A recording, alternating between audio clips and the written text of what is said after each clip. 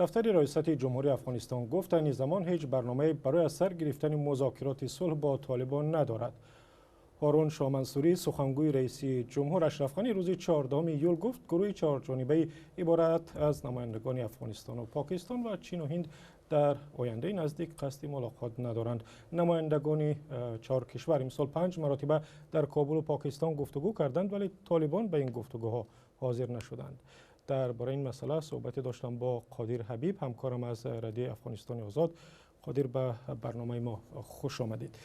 بیانیه دفتر ریاست جمهوری افغانستان چی معنی دارد؟ کاملا دست کشیدن از مذاکرات صلح با طالبان یا متوقف کردن مذاکرات؟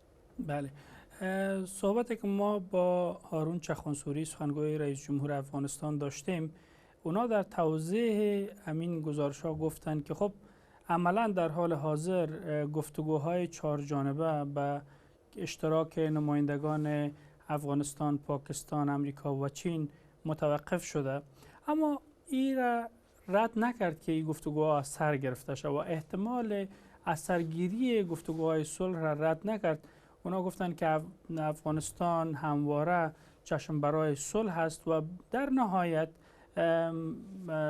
همه نزاعها از راه صلح و گفتگو حل میشه، از میز گفتگو حل میشه.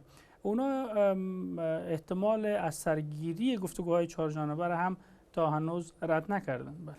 و با نظر داشتی حمله و بمبگذاری های اخیر از طرف طالبان، چی در کابل چی در دیگر گوشه‌های افغانستان، میتوان گفت که این گروه میل به مذاکرات صلح ندارد یا هنوز هم علامت های هست که میخواهند مذاکرات؟ خب در تازه ترین بیانیه‌ای که از سوی رهبر طالبان ملا هیبت الله آخوندزاده نشر شده، اینا بر ادامه جنگ در افغانستان تاکید کردند، اما گفتند که راه صلح را هم باز نگه می‌دارند.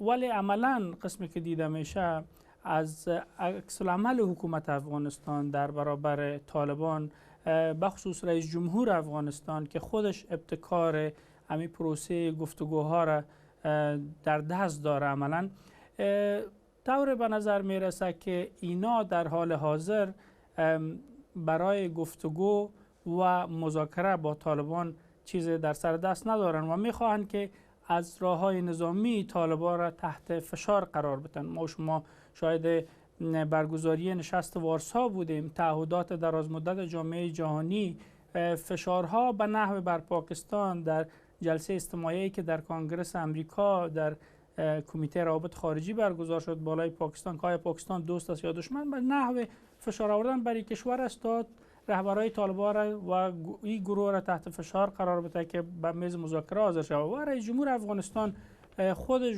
از گفت که ما از پاکستان نمیخواهیم که ما را با طالبان در میز مذاکره بنشانه، ما از پاکستان میخواهیم که بر علیه طالبان عملا اقدام نظامی کنه. در حال حاضر اینا حربه نظامی را سر دست گرفتن تا شوه که عملا در نهایت طالبان و رهبرانشان به میز مذاکره حاضر شوند. و طور خودت هم گفتی راجع به پاکستان، مقامات افغانستان میگویند کلید صلح در افغانستان در دست پاکستان است. خود این کشور تاکنون واکنش نشان داده به این بیانیه اخیر یا هنوز؟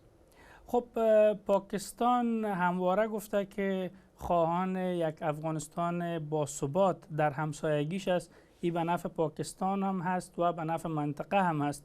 علنا این موقف حکومت پاکستان است و پاکستان همواره میگوید که قربانی تروریسم نه تنها افغانستان بلکه پاکستان هم هست. ده ها هزار شهروندی کشور و همچنان نیروهای امنیتی کشور هر روز در مبارزه با تندروان مسلح کشته میشن. اما مقامات افغان ادعاهایی که دارن این است که پاکستان تنها تندروان را هدف قرار میده که به خود نظامی کشور گویا تهدید و خطر هستند، اما از طالبان افغان حمایت میکنن و با اونا لانه های امن فراهم میکنن.